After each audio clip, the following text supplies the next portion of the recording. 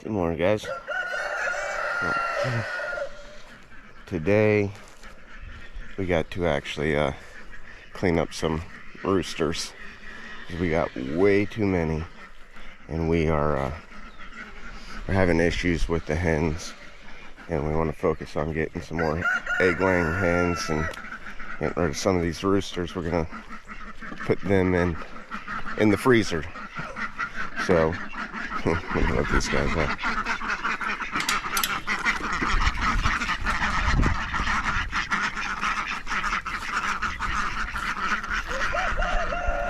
So we got a couple people coming over. They want to learn. Some of these guys are going to be really small. But last night, I guess, Samantha came out and picked the ones that she wanted to keep. These are the guys that will be going today.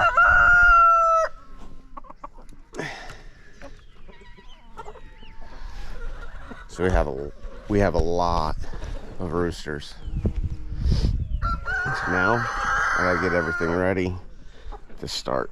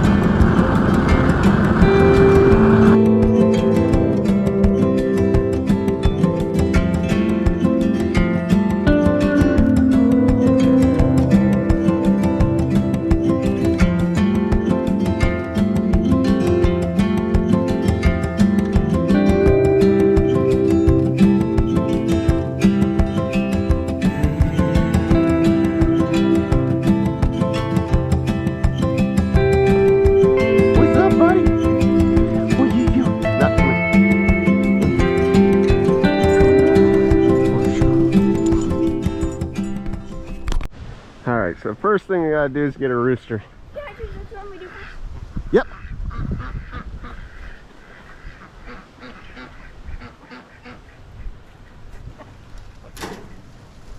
I want to do Charles.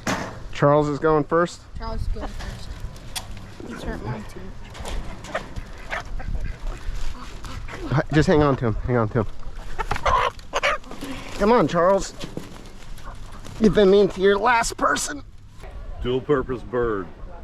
Well, these are going to be really small. Yeah, he's skinny. But it's better. They're killing hens and stuff, so I got to get rid of some roosters. All right. Alright, Are so they I killing them split. from breeding them too much, or are they killing them from attacking? Breeding too much. So what you want to do this, you'll feel a jawbone right here. Oh, you actually feel the jawbone. Yep. Oh, yeah, right there. Right there. And then what you're going to do, you might want to stand back because they kind of squirt. And take a knife.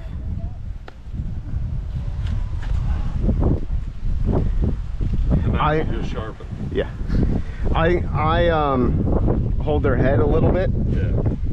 To help the blood flow drain, because they'll start flailing their heads around just a little, and I don't want to get blood all over me. There